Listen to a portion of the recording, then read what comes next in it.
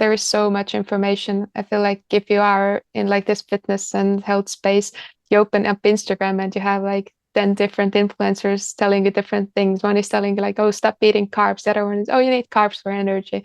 Then there's like the food freedom group, like, yeah, of course you can have the cookie. And then there are others like, no, cut out all processed foods. It's just, it feels like your head is going to explode and you're not sure as to what to listen to. But that's why I think the main thing is reconnecting with our bodies, because nobody else can tell you what feels good for your body. I can go to the gym and do squats because I love them, but there will be somebody else whose body is like, no, I don't want to do them. My knees don't want to do it. But there is a way of movement for everybody that feels good in their body. What's up, you beautiful beasts? I'm Katie.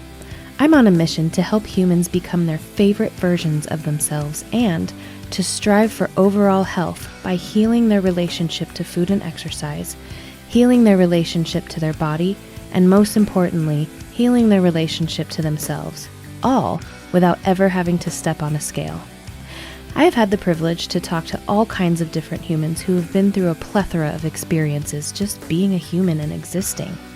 I believe that every single time someone shares their story, at least one person listening will learn from it, be inspired by it, and maybe, just maybe, even change the entire direction of their life. These are the stories of humans unveiling their beautiful beast. Keep listening. This is the Unveiling the Beast podcast.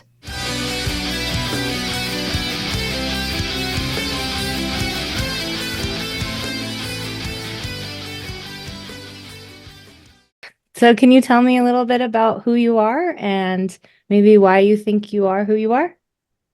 Yeah, for sure. I'm a holistic fitness coach, but I also include a lot of like mindfulness and other techniques to help women reconnect with their bodies. And the reason why I'm so passionate about it is because I've had my own fair share of like eating disorders and just like very unhealthy approach to fitness and everything. Because I feel like a lot of the mainstream advice tends to be very rigid and helping us actually disconnect from our bodies other than connecting with it. So yeah, I just had these like deep mindfulness practices and things that help me get back into my body, and through that also all of my like fitness and health goals and everything have become so much easier and more of a beautiful loving journey. Yeah. Were you a lifelong dieter like me? Yeah, for sure. Yeah. Yeah, when I was younger I felt like some of my family situation was really hectic. So I thought that food is like this one thing I can control, and that gave me like a peace of mind.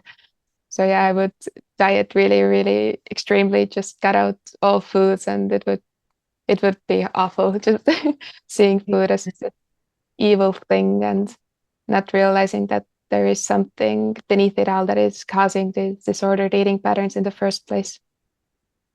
Yeah, I definitely outside messages tend to make us be fearful of food. Yeah, And instead of, how can we use it to nourish our bodies and even nourish our souls sometimes, like eating the cookie. Uh, yeah, absolutely. but yeah, it's even today, it's still like, don't eat sugar, don't eat carbs. And it's like, okay, what do I eat? Because there's so many different messages coming from all different places that even contradict each other. So it's like some people are confused and some people are terrified of food. Yeah, absolutely. And yeah, there is so much information. I feel like if you are in like this fitness and health space, you open up Instagram and you have like 10 different influencers telling you different things. One is telling you like, oh, stop eating carbs. The other one is, oh, you need carbs for energy. Then there's like the food freedom group, like, yeah, of course you can have the cookie. And then there are others like, no, cut out all processed foods. It's just, it feels like your head is going to explode and you're not sure as to what to listen to. But that's why I think the main thing is reconnecting with our bodies, because nobody else can tell you what feels good for your body. I can go to the gym and do squats because I love them, but there will be somebody else whose body is like, no, I don't want to do them. My knees don't want to do it. But there is a way of movement for everybody that feels good in their body. Yeah, definitely. I hate lunges. Yeah. Yeah. Lunges are my least favorite. Even my son the other day, he was like, Mommy, we didn't do PE outside. We did it inside. And guess what we did? What you hate. But So that's so funny. sweet. I know, but anyway. Um, so are you open to sharing your story and how you got into disordered eating and then what kind of snapped you out of it? Yeah, for sure. Yeah, it began pretty early on. I must have been around like 12, 13, something like that. And I come from like a very unhealthy family system. My parents had separated, and I grew up with my dad and my younger brothers. And my dad has his own fair share of problems, and sh I think he had something in his childhood that made him not respect women as much. So I'm the only girl, and I have four brothers. So because of that, I could pick up on a bit of that. So I felt like my worth was based on only the things that I did or the way that I looked. And so because of that, from very early on, I've always been like kind of overly obsessed with the way that I look. And whenever I felt like I had gained even the slightest bit of fat, I was like, oh no, this is really bad. I'm worthless now. Which obviously now with my adult mind and just having gone through the ceiling, it sounds ridiculous, but that's the way I felt. And also there was the part that everything was kind of very hectic and all over the place. So I wanted to have control over something at least. And I felt like food was this one thing that I could control. I couldn't change my dad's behavior. I couldn't make it all right, but I could not eat. Yeah. So yeah, it started out with me just not eating. I would and nobody really knew about it. I would my dad would make breakfast and I would wait for him to leave home so I could throw it away. When I came home for lunch, I would wait to eat after he had left, so I would throw it away. I would mostly just consume some water and eat a little bit of something here and there. And I felt good about having this control over something. And even though I was losing weight, I never really understood that I was because I always had like this negative self-image. Mm. And also exercise during that time, I just viewed it as punishment. Exercise wasn't something like, oh, I'm so excited to go move my body and do something good for myself. It was like, oh, I ate a cookie yesterday. I need to get rid of it now. How many calories can I burn? How high can I get my heart rate up to? So, and and after like phases of really under eating, maybe eating like 200 calories a day, which is completely ridiculous, Oh, at yeah. some point your body just wants to keep you alive. So I would have a day where I would eat something and it would be the most ridiculous things. I would eat like 6 bananas because my body was just like, please give me some food. And then I would feel super guilty about it and then overdo an exercise afterwards. So yeah, that went on for a little while, and then it was more of a phase of eating too much on some days and then not eating at all. So it started off as just extremely restrictive, and then it would be more of like binging and then starving myself. And the breaking point happened when I actually started working out at a gym. I used to be a dancer when I was younger, and that's a whole nother story. That tends to be a kind of an industry where again the way you look is really important, and you need to. Some of the trainers even have been like really mean and yeah, Mm. make comments or give you nicknames based on the way you look or like just very absurd things. But once I started working out at the gym, and the only one I was competing with then was myself, I was trying to be stronger. And I realized that if I don't eat, there's no way I'm going to be able to lift this weight.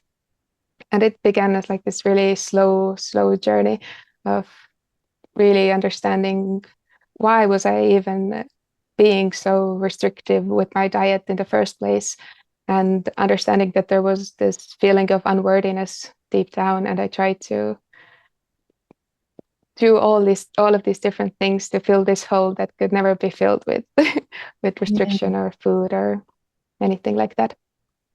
Mm. So what was the point when you were just like, I need to start eating. I need to fuel my body if I'm going to be in the gym.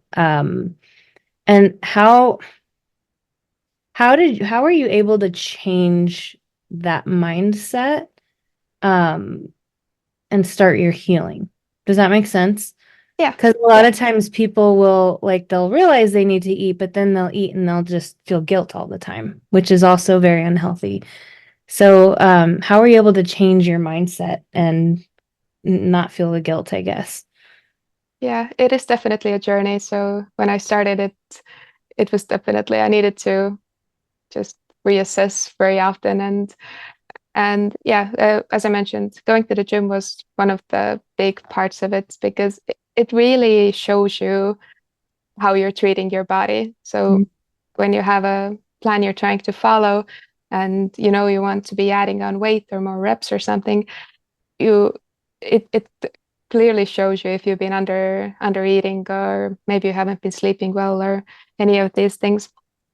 But there were like other breaking points before that. I was in like a super unhealthy relationship and just doing all of these things that were kind of showing that I was not loving myself whatsoever. So yeah, going to the gym was this one thing that I was like, I'm gonna take care of myself. I'm gonna do something from a place of love. And and at the same time, I also started meditating again, and I was really being really consistent with it.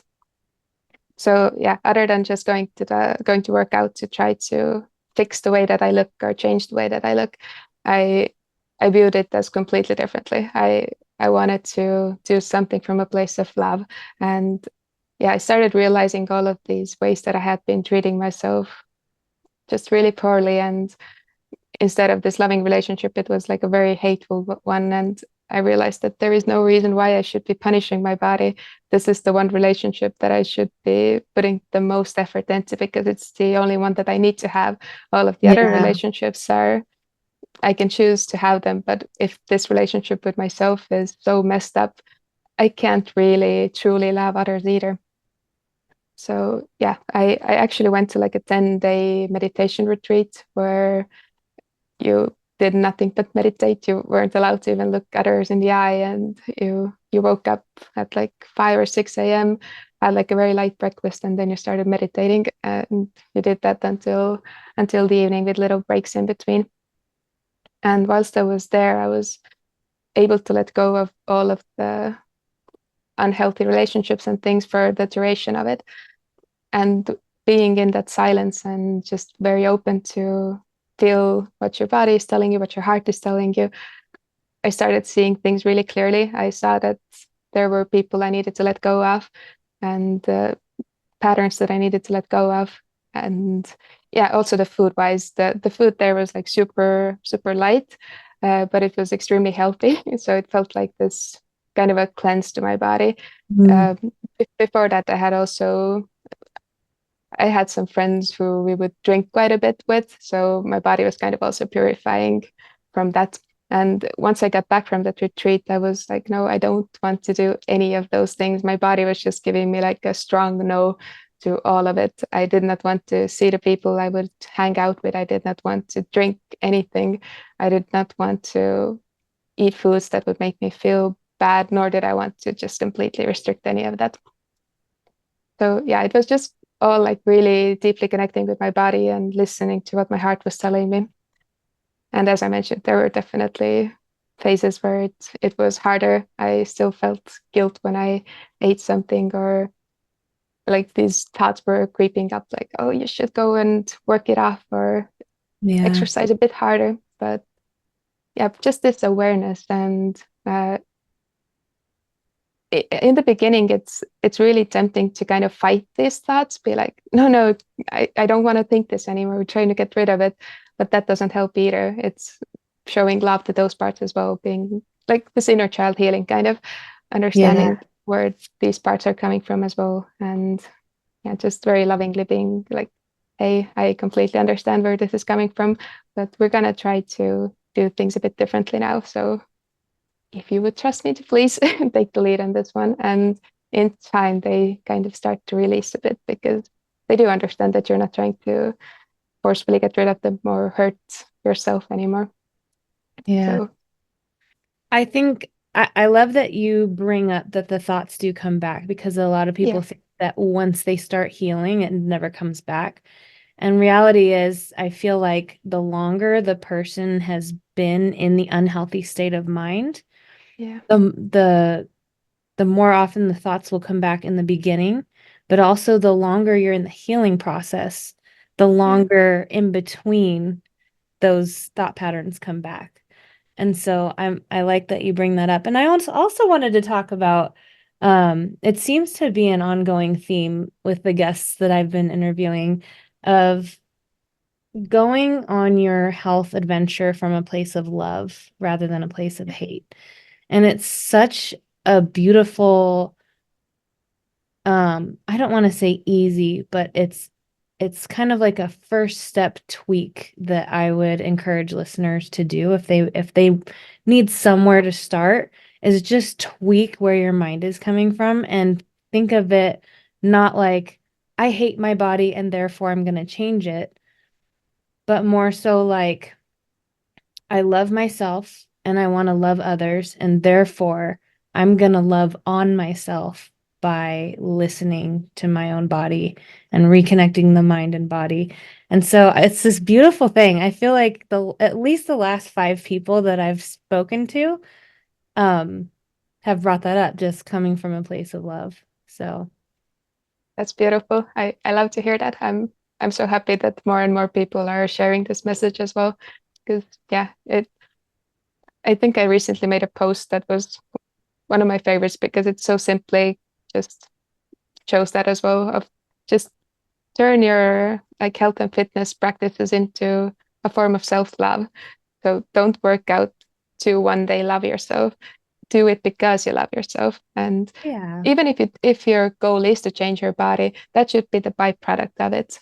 If you truly love yourself and treat it with respect, the way you look will mirror that. But yeah, having that as the goal will just lead you down like this negative spiral where you're just always trying to change something. You're never really happy. So, Yeah, that's why I tell my clients to get rid of their scale because it they tend to be like I was, where that number was everything and that number was my yeah, health, and it's not. Like I heard absolutely. somebody say I could cut my leg off and lose 20 pounds.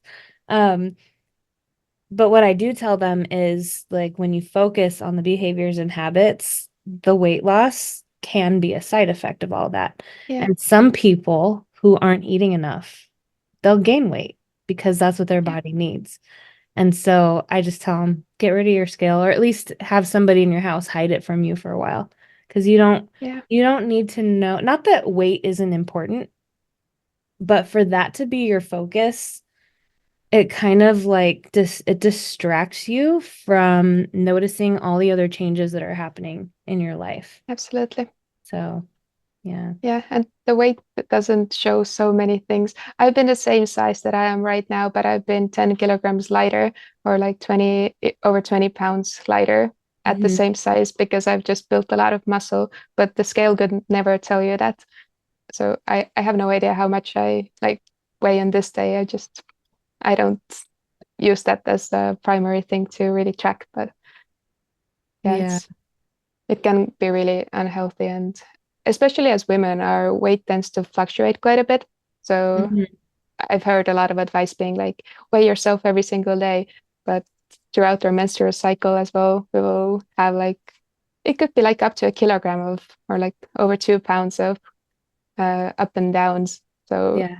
and you would be like, oh, what did I do wrong now? And try to restrict more, and it's just it can Yeah. get really, really unhealthy. Yeah. Once a month, I gain between 5 and 7 pounds of water. Yeah, That's a lot. yeah, And so that used to mess with my head a lot. Um, but like when you pay attention to those things and you understand your body and you understand your cycle, um, it's it's more like just factual information rather than, oh my gosh, what am I going to do with this? yeah, I do love too that you brought up muscle because muscle, that's a whole other conversation. I've had clients where they want to um they want to gain muscle and they want to lose weight. I'm like, Yeah. Which one do you want to do? Because they start to gain muscle and lose body fat, but the scale either stays the same or goes up. And so that's another reason I'm like, just take the scale is just one data point. It's Yeah. not it's not the most important one either. So just yeah, Throw it away. just that. Yeah. For sure. Um, yeah. So when did you decide, oh my gosh, this is so cool and has helped me so much. I want to help other people. It kind of happened really naturally. I started working out. Well, I've been working out my entire life. I used to be a dancer, and in the beginning, that was also super fun. When I was really, really, I think I started dancing when I was like 4 or 5 years old, and back then it was a thing that I really, really loved, and there was none of this restriction or Mm, punishment mindset behind it all. And then in teenage years, it kind of changed, and I think I was around. I must have been 16 when I joined the gym. And first, it was more of like group trainings, and again, more of a I need to burn as many calories as I can. But after about 2 years of more group trainings, that's when I started working out and lifting weights. My oldest brother was the first one who gave me a plan. And once I started doing that, kind of naturally, my friends and other family members started asking me, like, hey, I want to work out. Could you give me a plan? Could you teach me as well? So it kind of started happening very naturally. And I decided I should probably get certified as well because it lights me up so much. yeah. I love seeing others also just transform their bodies, feel good in their skin, get stronger. And one of the things I really love about weightlifting, I mentioned it before as well, the only person you're really competing with is yourself. And not in like an unhealthy way. You're just always seeing like, oh, I'm becoming stronger, or I'm able to do more reps today. Just Hmm. it's so incredible how you're able to just get better and stronger and feel just so much better. So Yeah. I got certified about um, must have been about 3 years ago, I guess. But I had been teaching my friends and other family members for about 3 years before that as well. And I did get the certification, but then I've been also just learning a whole lot more myself as well, because that was just the more basic, just what you need to do to build muscle, lose fat, all of that. But I really love helping women, and I love this whole mindfulness part and all of that. So I've been doing my own studies and things, and like meditation and how to kind of connect with your body and your cycle and all of that as well. Mm, I love that. Just Yeah. curious, do you have any like strength goals that you're working on? I decided to take it a bit easier this summer. A bit of moving and things happening. So currently, actually, any other time you would have asked me, I would have probably told you something. Right now, nothing specific really. Even if the goal is just to rest, that's a good goal too. Yeah, Yeah. yeah. I the main goal is just to listen to my body as much as possible, and yeah, that has been a whole journey of its own as well. Even if I do work out from a loving place, I have had periods where I feel like resting is really difficult for me. I love going to the gym, and like it's difficult to fully rest. So recently I've been really, really honoring my body. When my body gives me a no, then I actually rest. But Mm, and I feel like through that I've actually also been pushing myself way harder, because on the days when my body is like, yes, let's go have a good workout, I am able to push myself as hard as possible because I have honored my body's need to rest. yeah. Yeah, that's a big piece that people forget about is Yeah, the resting. And I think the resting is where all the magic happens in your body. absolutely. Like the workouts are when we just tear it apart, and then the rest is when all the beautiful muscle growth and all of it happens. So that's good. That's good. Absolutely. Yeah. Well, I have one more question for you. Hmm. And I ask everyone at the end of every episode, and that is if you had one piece of advice that you could give to the world, what would it be? I would say to deeply connect with your heart and just lead from there.